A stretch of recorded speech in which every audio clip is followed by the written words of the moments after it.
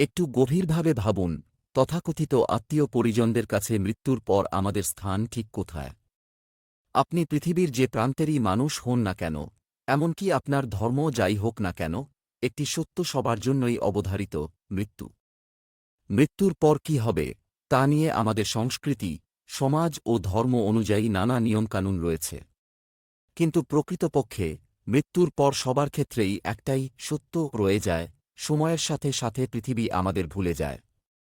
আপনি কি কখনো ভেবে দেখেছেন, আপনার শেষকৃত্যের পরে কি হবে?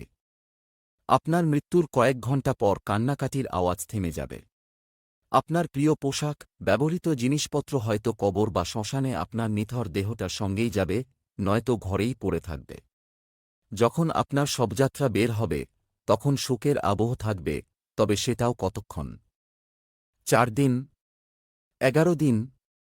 13 দিন? ধর্ম অনুযায়ী শোকের দিন গোনা হবে, এরপর জীবন আবার স্বাভাবিক ছন্দে ফিরে আসবে। আত্মীয় পরিজনরা আপনার শেষকৃত্যে আসবে, শোক প্রকাশ করবে, তবে এর মধ্যেও কিছুজন পরামর্শ দেবে, যেন দ্রুত সব শেষ করা যায়। কেউ বলবে 13 দিনের বদলে 9 দিনেই শোক পর্ব শেষ হোক। কেউ হয়তো আরও দ্রুত শেষ করতে চাইবে। কারণ জীবন থেমে থাকে না।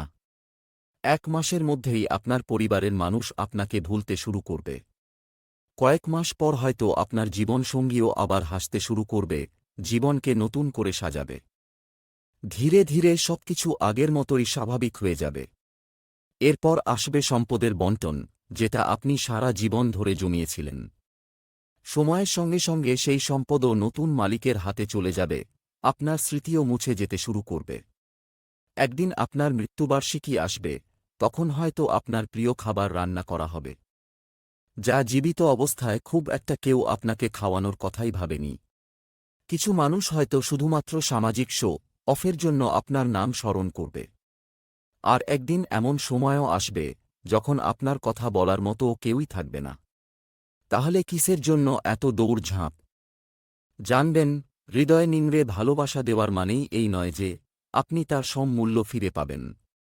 আপনি যার জন্য নিজের স্বপ্ন, শখ, ভালো লাগা জলাঞ্জলি দিচ্ছেন, তাকে পেতে ছুটে চলেছেন অন্ধের মতো, তার কাছ থেকে ঠিক ততটাই ভালোবাসা, ততটাই মূল্যায়ন ফিরে আসবে, এমন কোনো নিশ্চয়তা নেই।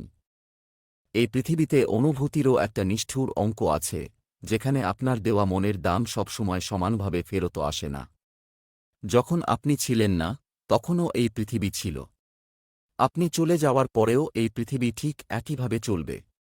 তাই এই ছোট্ট জীবনে শুধু ভবিষ্যতের হিসাব করেই সময় নষ্ট করবেন না।